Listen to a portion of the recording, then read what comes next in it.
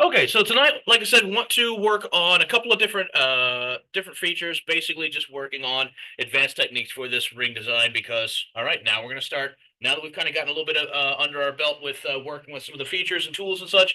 Now the projects are going to start adding additional features so that way we can start playing with the tools that we have and start working a little actual design into these so they're not just flat straightforward projects. So tonight want to show a couple different ideas for making some jewel settings, which these are again are very much not actual jeweler settings. These are just different ways of approaching the same idea. And also want to show you how to use the sketch to surface and emboss tools to add features and such to the ring sides and that kind of thing. So flop over to Fusion and see what we got here. So we left off with made the well, I changed color, so at least it's not the hot dog ring. But made just a basic setting type using using a sketch revolve and then sketch extrude and circle pattern to make the multiples of this little arch in here. But one of the other ways is a more simple approach, or really just a different approach that might add a little bit of variety to it if you need. So what I did is let me change components and try to hide which one. There we go. Okay. So we made a couple of jewels and such. This was the one that I just used in making this very basic one. And let me shift to auto color mode. So shift November, shift in, just so we have a little bit of color variation here, see a little bit easier. So this is just the multifaceted basic jewel. And we'll show you how to do some of the a different setting on this. But the other one is showing how I made that elongated jewel, which was just taking that exact jewel, using a split body tool, moving it, and then extruding from one face to the other. No big. But obviously the circle, the circular setting is not going to work on the oval shape. So let's figure out how to solve that. So easy peasy is we'll start here. Now, again, one of the main things I really want to stress with working with a project like this, I am working along the Z axis smack in the center of my virtual environment. My origin point is right here, right below. The main axis that I'm working around is the Z axis. It makes everything so much easier if you keep it aligned. Now you can always just have just draw a line in your project and you can use that as a major axis. When I use like a revolve tool or a circle pattern tool and it asks for axis, to revolve around, it does not mean it has to be an actual virtual axis like the X, Y, or Z axis. It can be literally anything, any kind of line. That's just its point of reference. But in this case, lining it all up right here makes things a lot easier. So what we did before is, oops, that's the problem with other things hidden in the project is you can accidentally select them. What we did before is we started a sketch straight on. And what we did is we used the project tool, which you can either press P on the keyboard or down to create, project, project, using the body selection filter and just select the entire jewel. Now I'm working from the front face, hit OK. Doesn't really matter which way I'm working, just that I'm working from the front face. OK. The reason for this is, let me hide the jewel, is now I have a direct outline of that object. Now, what I did from there is I used the offset tool, selected that line, and then went outward a bit. So in this case, it's swapped to negative. So I don't know, -1. That's going to be kind of huge. So let's use 0.5. That's still pretty thick, but more reasonable. Maybe 25? Sure. Okay. Hopefully that's not too small to work from. Then what I need to do, I have this profile, and I'm still going to use the revolve tool to spin it, but I need to chop up this profile. So first, let's draw a line just up and down across the z-axis. That's going to now split the profile from left to right or right to left. But I also want a little bit of chunk right here, and actually works out right there where that line is. So I'm going to use the line tool. I can just mouse over if I really want to make sure it's smack in the middle. If I mouse over, move my mouse up along that line, it snaps and switches from the X symbol to the X with that little triangle, the triangle being the symbol for the midpoint. Same thing, a constraint there, midpoint. And I'm just going to draw a straight line over. That's it. So now you can see I have now this whole section isolated. So now when I hit finish sketch, good. I can go to revolve. Let me hit the home button so you see what I'm working with. And just that profile, the axis can be this line now if I want, but it also aligns with the z-axis, so same diff. Now that's going to do exactly the same thing we did last week. I don't want that. What I instead want is a part of that. So let's say, like, I don't know, 15 degrees. That's going to leave us with a little chunk. But let's make it a little bit easier on ourselves. Instead of 15 degrees from one direction, let's make it symmetrical. So it's going to be fit now. Of course, that's symmetrical both sides, 15 and 15. So if I wanted to make it 15, I'd have to make, what's that, 7.5? Yeah, there you go. So pick a whole number, whatever, split the difference. I don't know, 10? Cool, there we go. So all in all, that means it's a 20-degree reference. Doesn't matter. Anyway, okay, we got that one chunk. So now I got that one piece, and the easiest thing now would be I could just simply use the circle pattern tool, body select, axis select. Now, of course, that sketch is hidden at the moment, so I could just use the z-axis, and now I have something I can use multiples of. Now, remember how many sides you use, because otherwise you're going to end up with an odd connection here, as in 3 doesn't divide evenly, or 10 does not divide by 3 very evenly, or at all. So let's move it to 5. Now all of the little tines are meeting up right there. That works a lot easier. Now I know I'm going to run into a problem in a minute, but we'll deal with that as it comes. So cool. That can work really nicely. Now the problem is, I think what I just did, no, I didn't. Good.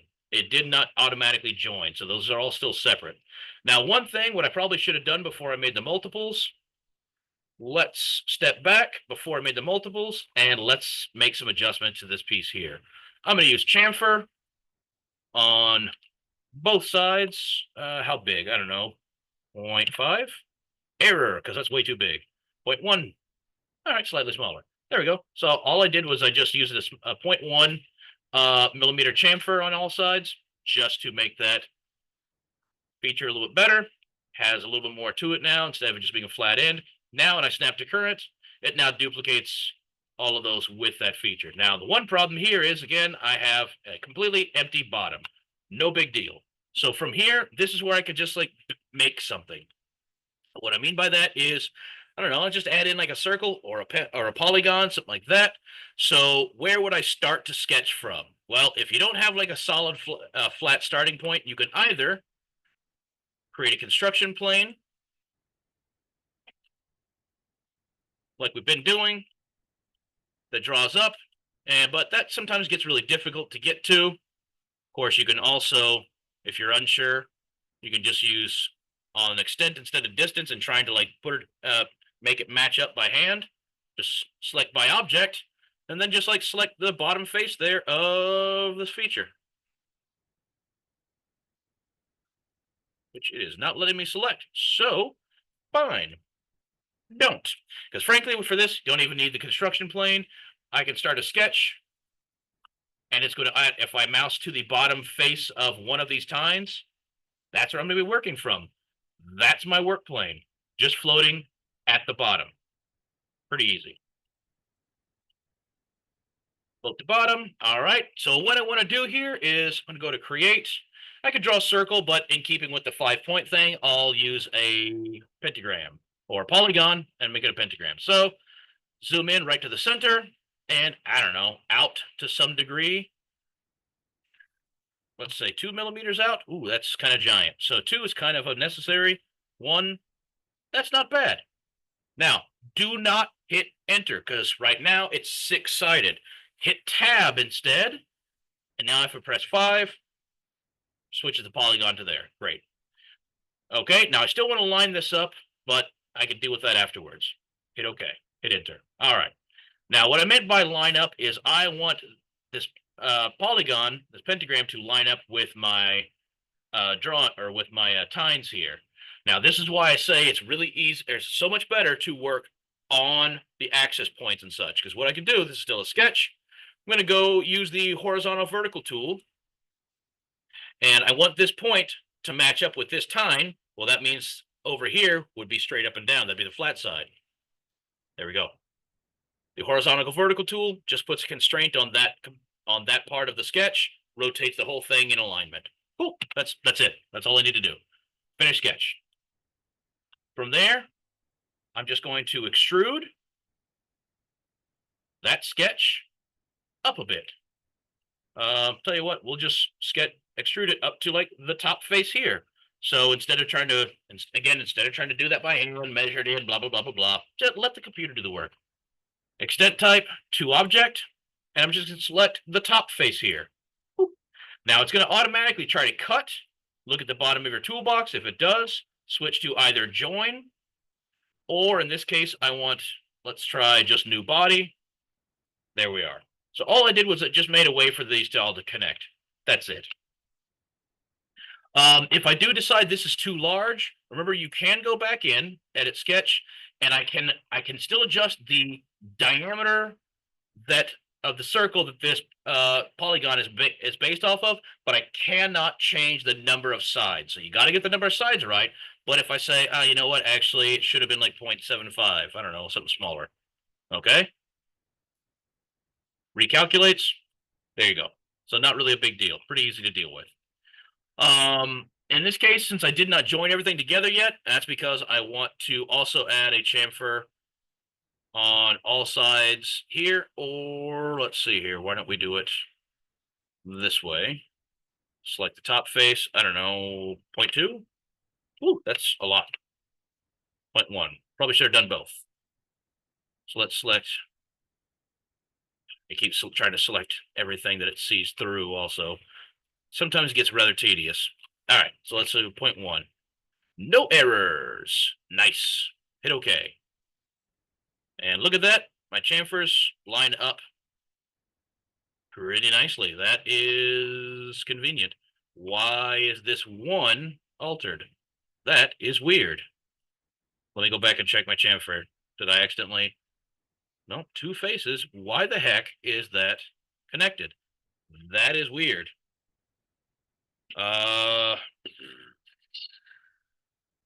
Let's step back before and tell you what, let's hide these other tines, because remember, fusion will work.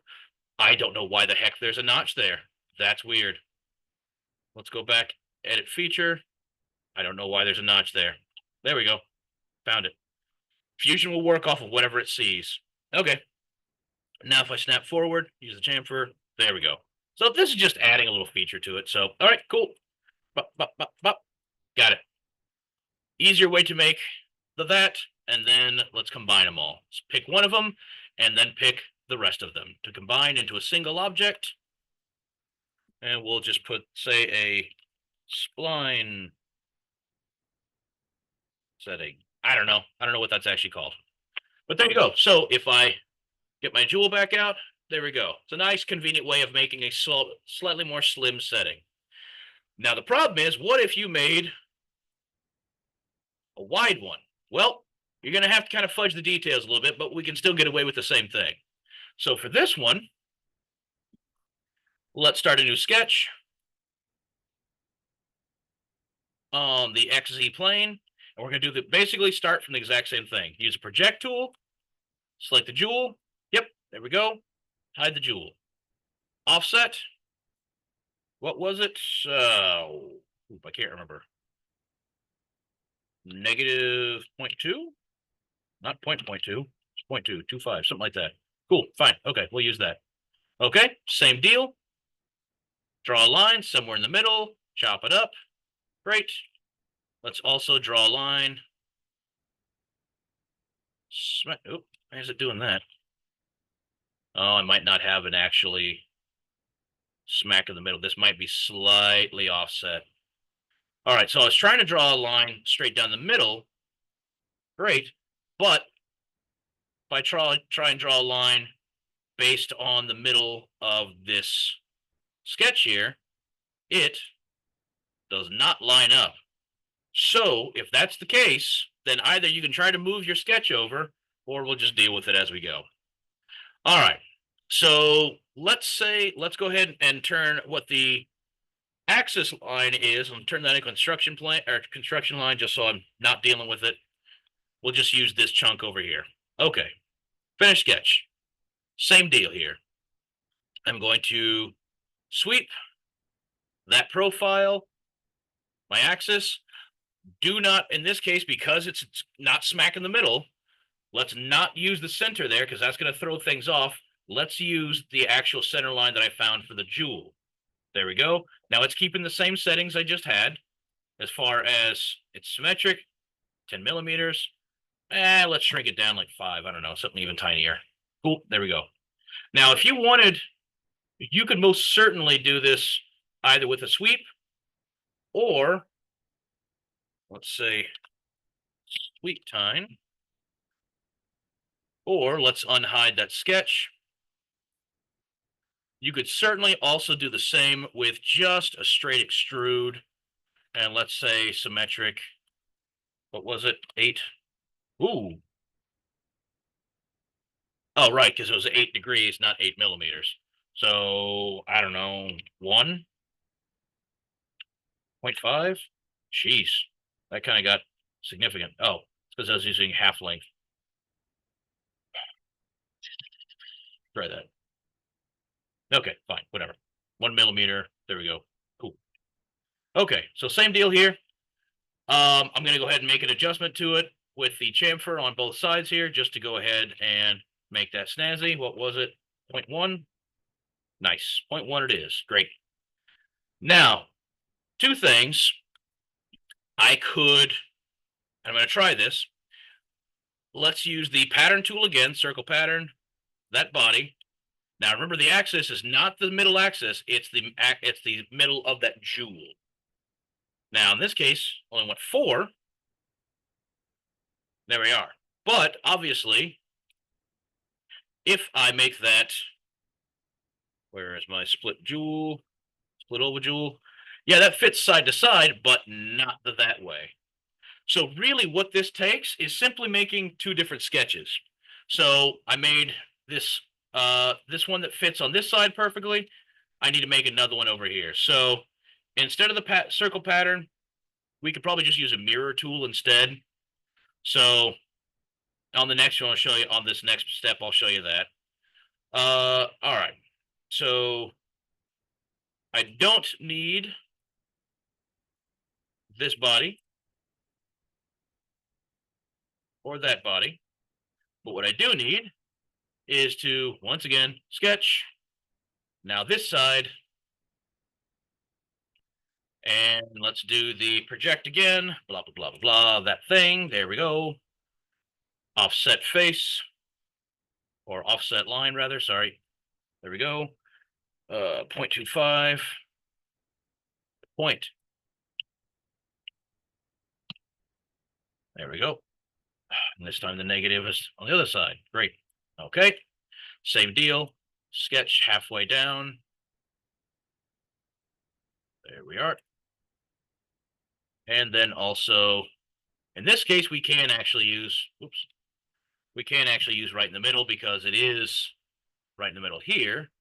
What does it find in the middle of on that spot? That's funky.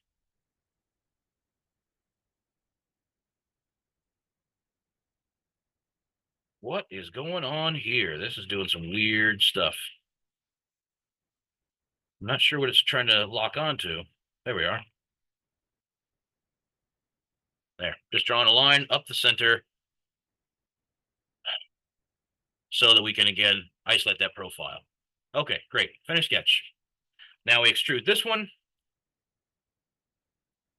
Same settings, only it didn't save my settings. So what was that? 2? Now switch it from cut. I don't want to cut. I want just a new body, and we'll make that feature in a minute. Crud, it did not save any of my settings. All right, direction, symmetric, whole length. 1, great. Okay, super duper. Chamfer the sides again. No. I hate that sometimes that it grabs internal stuff and you're just trying to grab the face. All right, 0.1. Cool, there we go. Okay. So see, it all matches up. Let's unhide the oval jewel. Great. Now that fits both sides. All we got to do, let's hide that last sketch and just use a mirror tool to mirror this body, mirror plane, because of course everything's hidden across that plane. There we are. And now I can go ahead and join all these together. I don't need that little section between everything, because just this simple cross makes all the connection I really need. So let's join these, grab one, and then select the others into, excuse me, sorry, into one object. Cool. There we go. And that's the one. So what is that? Uh cross uh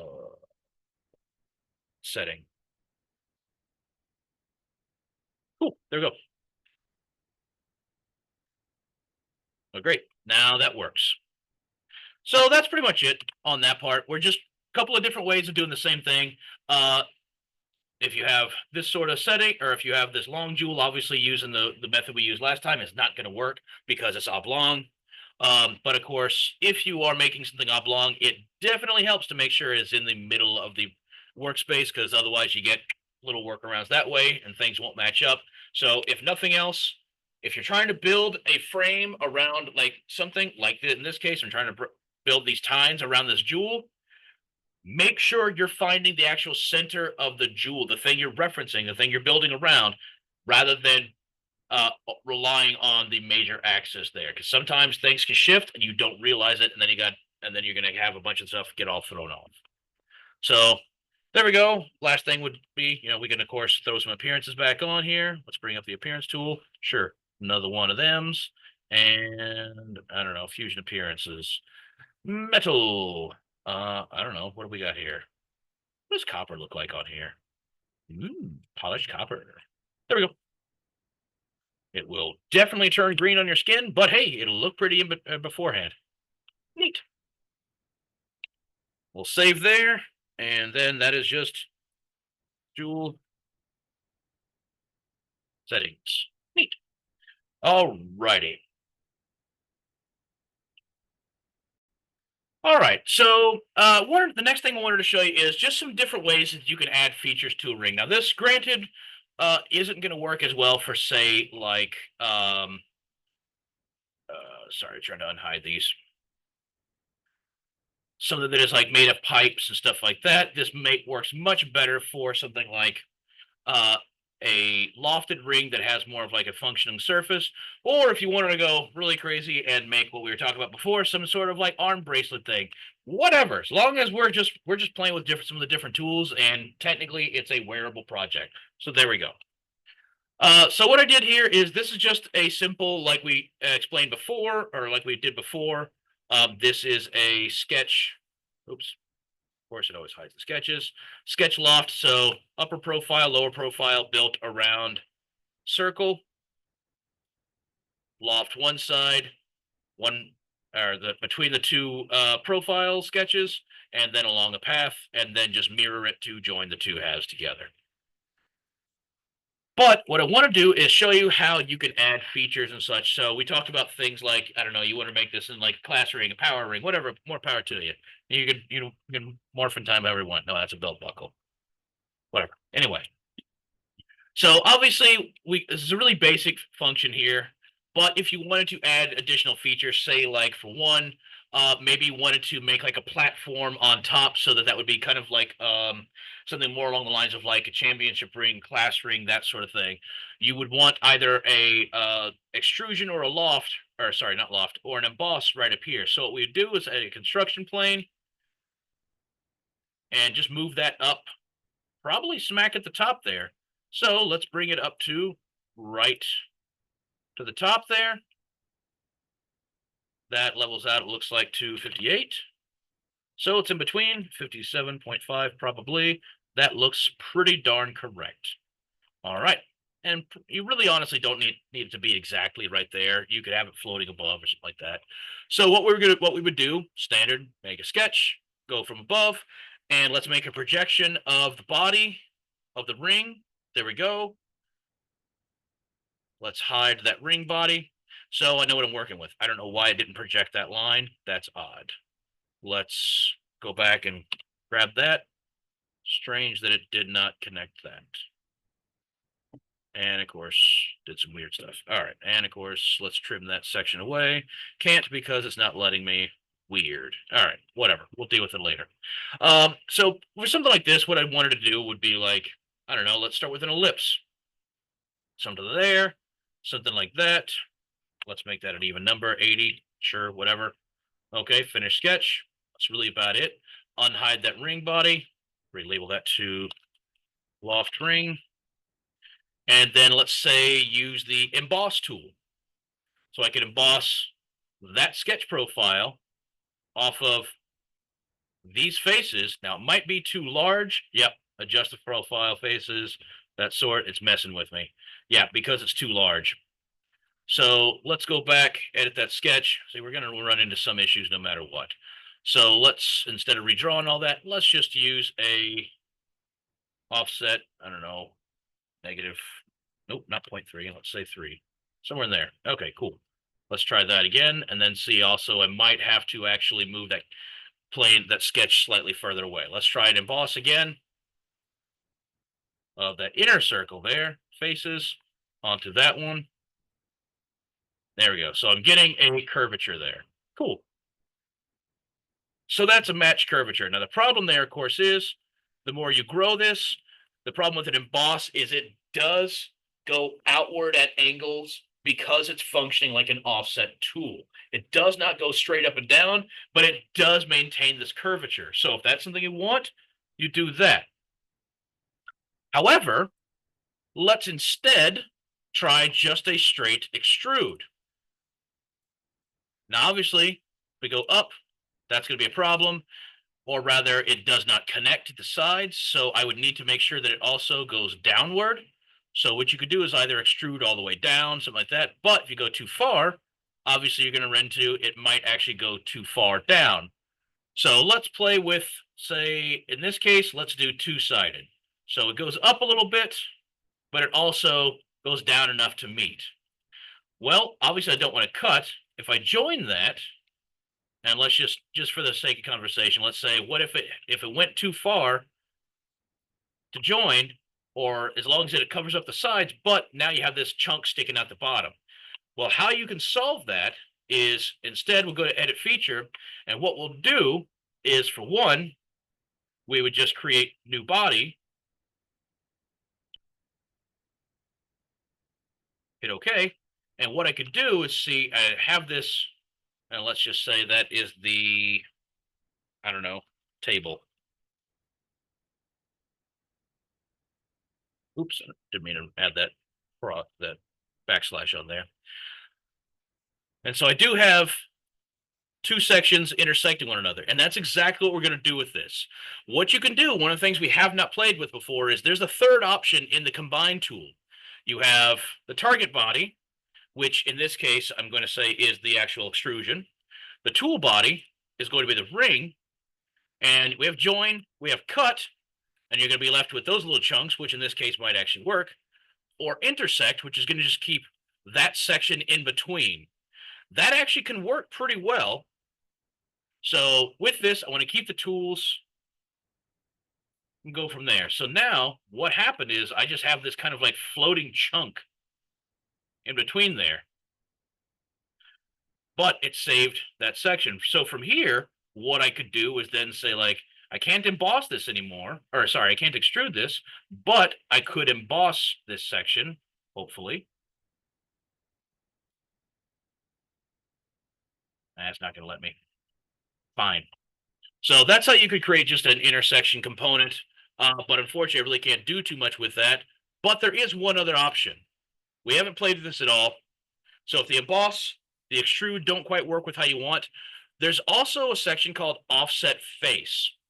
Now, this is already two separate things, so I could easily just join these together.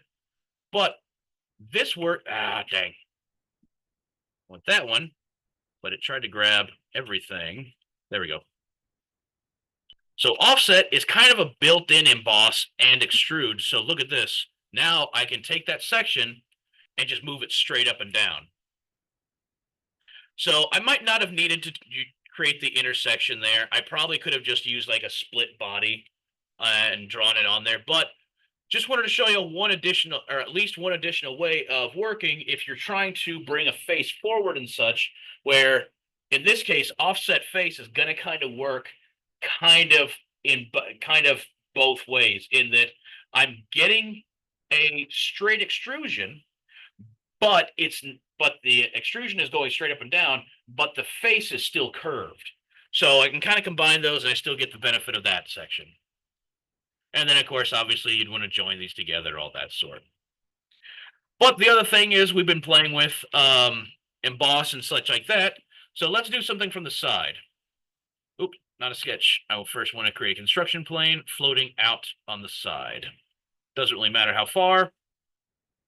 Sure, 99 just to irritate me. And from here, create a sketch. And I'm floating out front. Again, sometimes it helps if you need the benefit of like a projection profile that allows me to keep everything smack in the middle. That works well. I like working like that sometimes. And in this case, it could be like just drawing shapes or so. I don't know.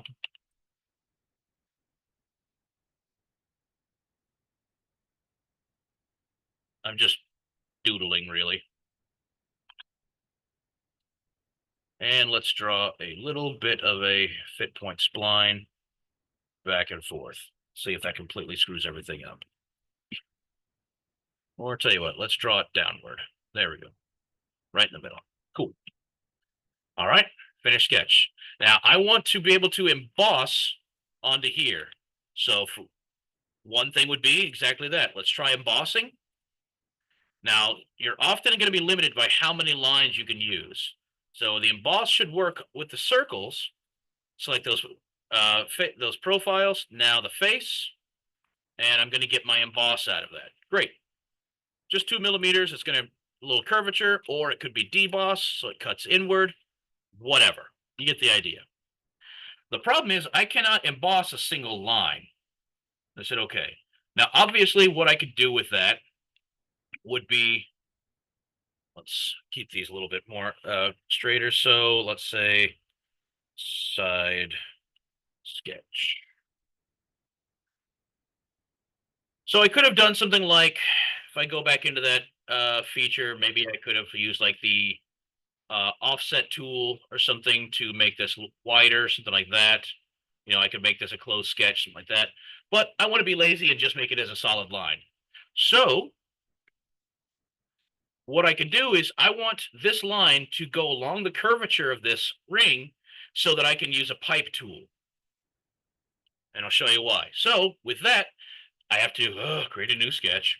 And this one, I'm just going to create it smack in the center, smack on that profile that shares the same surface, profile plane. God, sorry, the words were getting stuck. As the side I want to work, because now I can use create, project, and this is project to surface. We've been using just the regular project. This is project to surface.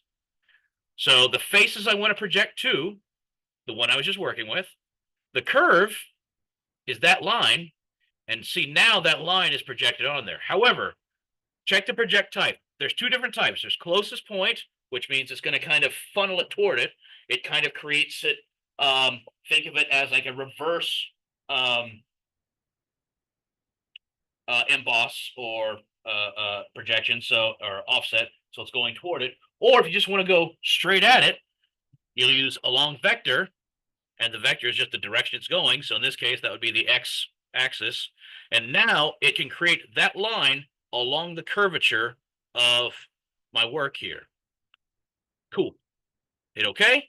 Now that line is curving around the circle of the ring. So finish sketch. So the trick is you have to make a sketch floating out in front. Then you have to make a second sketch that you will then project onto the surface of your work. Now I can go to the pipe tool, select that line, and I don't know, 5, make a giant.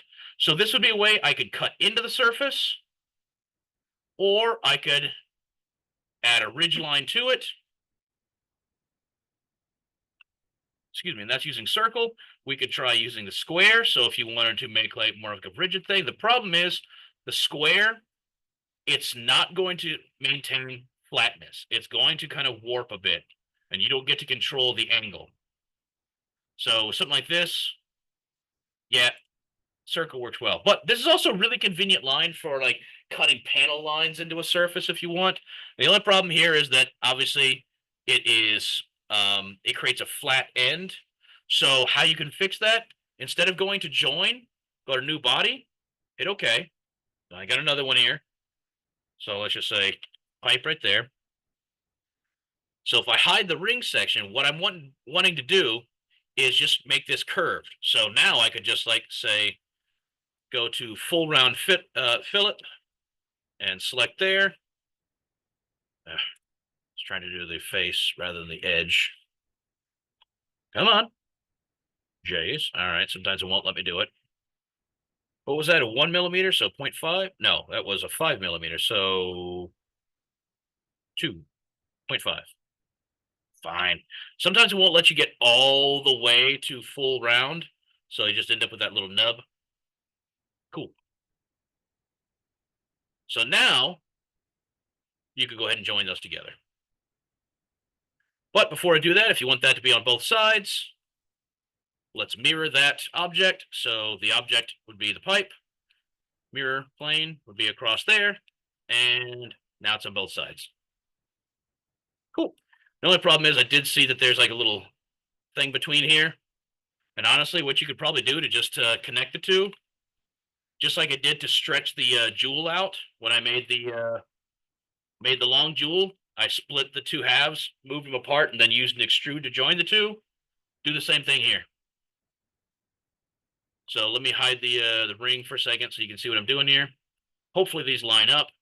I'm going to use an extrude, select one face, and then extent type is to object, to the other face. Yeah, joins them pretty smoothly. There we go. Looks like there's a teeny tiny little notch there. That is mildly irritating. So you might have to try to blend them a little bit together, something like that. But anyway, that gets you pretty close to where you want to be. I now have a floating circle thingy. And there you go. So now I could join those together. Target body onto that, tool body onto that. Nope, I want to make sure to join them. There we go. Cool. So that's a quick way you can start adding features and such and changing features and elements and such to your overall ring design. Now, this obviously works better if you actually have more of a flatter, or at least, even if it's curved, a wider ring or bracelet surface to work with. If you are working with something like the thinner ring and such, this doesn't really become an option. So different ways to work, different things to play at. So add some features, play around with it, see where it gets you. Hopefully not a crash computer.